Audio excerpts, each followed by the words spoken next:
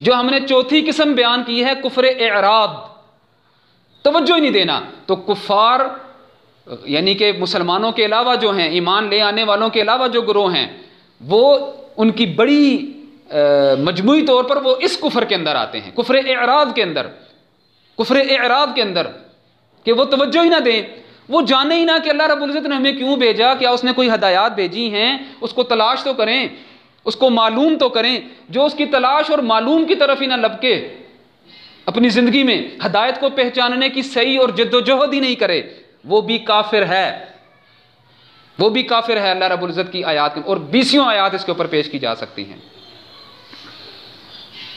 تو کفر کی ایک قسم کفر اعراض بھی ہے،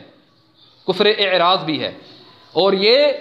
کفار اصلی یہود، نصارہ، ہنود، ملحدین، کمیونسٹ، لبرلز، سکھ، بدھزم اور کنفیوشزم ہو چائنیز کے، یا داؤزم ہو، یا جو بھی اسلام کے علاوہ ہیں، ان سب کے اوپر کفار اصلی کا اطلاق ہوتا ہے، اور وہ کفار ہیں۔ ان کے بارے میں یہ بھی یاد رکھیے کہ ہم علماء عقیدہ نے یہ بات بیان کی ہے کہ کفار اصلی کے کفر کے اوپر شک کرنا، مشرکین اور کفار کے کفر کے اوپر شک کرنا ایمان والے کا، وہ بندے کو ایمان سے خود خارج کر دیتا ہے، یعنی یہ بندے کے ایمان کو توڑ دینے والی چیز ہے۔ اس کے نقض میں، یعنی جیسے ہم یہ جانتے ہیں کہ غیر اللہ کو پکار لینا، اللہ کے علاوہ کسی اور کو پکارنا، اس کی نظر و نیاز، اس کو اپنی اولاد کے لیے، بیماری کی شفا کے لیے پکارنا، یہ کفر ہے، یہ شرک ہے۔ بعینہ ہی جو کفار اصلی ہیں، ان کے بارے میں یہ گمان بھی کر لینا کہ ہاں یار ہو سکتا ہے یہ بھی ٹھیک ہوں، ان کے نظریے بھی ٹھیک ہوں، ان کو بھی کافر نہیں کہہ سکتے ہیں، ہو سکتا ہے ان میں سے بھی کچھ جنتی ہوں، گویا اس نے اپنے اسلام کے اوپر شک کیا ہے۔ آگے ہو جائیں گے، گویا اس نے اپنے اسلام کے اوپر شک کیا ہے۔ تو جو اسلام کے اوپر شک کرے، کفر شک آپ کو بیان کر رہے ہیں کہ اسلام کے بارے میں بھی اگر یہ گمان اور شک رکھا جائے کہ یار پتہ نہیں ہم ٹھیک ہیں کہ وہ ٹھیک ہیں، سبحان اللہ، جس کو ابھی تک یہی نہیں پتا، اس کا ایمان اللہ رب العزت کے ہاں قابل قبول نہیں ہے۔ اور یہاں ہم آپ کو کوئی قاضی اور مفتی بننے کے لیے باتیں بیان نہیں کر رہے ہیں، یہ صرف مسئلے کو سمجھنے کے لیے ہیں کہ سمجھیں اس مسئلے کو اپنی ذات کے لیے بھی، اپنی ذات کے لیے سب سے پہلے۔ یہ تو ہو گیا ایک پہلو۔ دوسرا پہلو جو میں آپ کے سامنے عرض کرنا چاہ رہا وہ یہ ہے، ایک جملہ بولا جاتا ہے بڑے تکفیر عام کرنے والوں کی طرف سے، اور جی قرآن کی ایک آیت کا بھی انکار کفر ہے۔ اس میں کوئی شک نہیں ہے کہ قرآن کی ایک آیت کا انکار بھی کفر ہے۔ تو ایک آیت پیش کی گئی کہ وَلَا تَشْتَرُوا بِآيَاتِ اللَّهِ ثَمَنًا قَلِيلًا، ٹھیک ہے جی، سورہ بقرہ کی آیت ہے۔ آیت پیش کی کہ وَلَا تَشْتَرُوا بِآيَاتِ ثَمَنًا قَلِيلًا، اور پھر اس کے بعد کسی نے قرآن پڑھایا، کسی نے درس دیا، کسی نے کوئی حدیث کا درس دے کے پڑھا دیا اور اس کے اوپر کچھ پیسے لے لیے وقت کے، تو جی اس نے قرآن کا آیت کا انکار کر دیا، لہٰذا یہ کافر ہو گیا۔ ایسے ہی نا جی، ایسے ہی سنتے ہیں ہم۔ تو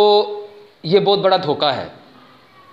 قرآن کی آیت کا انکار، ابھی جیسے آپ کے سامنے آیت پیش کی ہے، وَكَذَّبَ بِالْحَقِّ لَمَّا جَاءَ، انکار یہ ہوتا ہے کہ آپ نے کسی شخص کو سامنے کہا کہ یہ جو آپ عمل کر رہے ہیں، دیکھیں قرآن کی یہ آیت آپ کو، کوئی بھی عمل ہے، آپ اس کے سامنے کہتے ہیں دیکھیں قرآن کی یہ آیت ہے، ایک گند کے اندر لپٹا ہوا ہے نا جی، انتہائی گنہگار مسلمان ہے، اور مزاروں پر سجدہ بھی اگر کر رہا ہے، اللہ تعالیٰ بچا کے رکھے، اور غیر اللہ کی نظر و نیاز بھی کر رہا ہے، شرک کے اندر مبتلا ہے پورے کا پورا، آپ اس کو کہیں کہ آپ مسلمان ہیں، وہ کہے گا جی، آپ کہیں یہ دیکھیں قرآن کی ایک آیت ہے، یہ آپ اس کا یہ مطلب ہے آپ اس کے خلاف چل رہے ہیں، وہ کبھی بھی یہ نہیں کہے گا جی میں نہیں مانتا اس کو، میں اس قرآن کی آیت کا انکار کرتا ہوں۔ کوئی بھی ایسا نہیں ملے گا آپ کو، الا ماشاء اللہ، کوئی مجنون ہو، کوئی پاگل ہو گیا ہو۔ تو انکار تو یہ ہے، وعلیکم السلام، انکار تو یہ ہے، کوئی انکار ایسے کرے تو لازمی اس کے اوپر اطلاق ہوگا آپ کے اس جملے کا کہ قرآن کی ایک آیت کا انکار بھی کفر ہے۔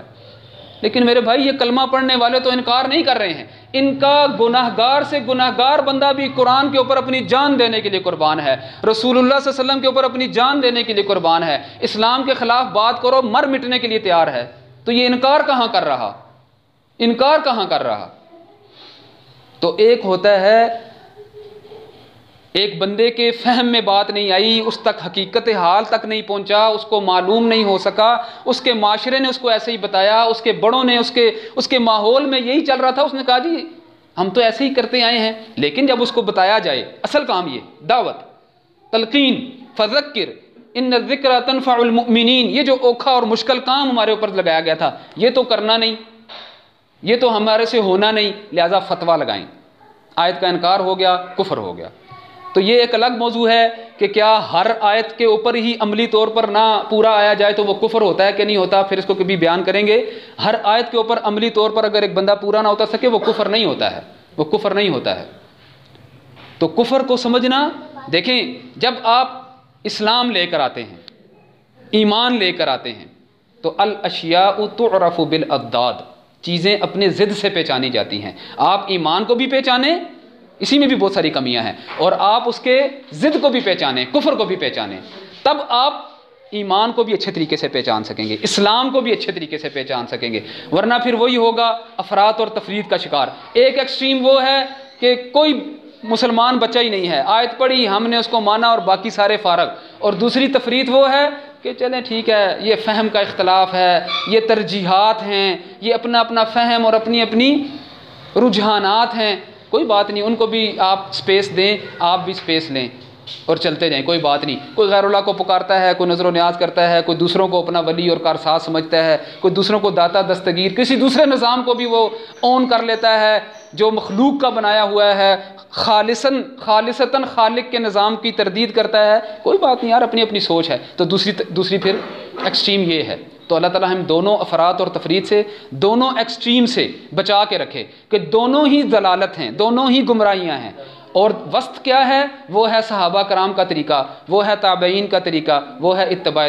تابعین کا طریقہ۔ اللہ رب العزت ہم عمل کرنے کی توفیق عطا فرمائے۔ سبحانک اللہم بحمدک، اشہد ان لا الہ الا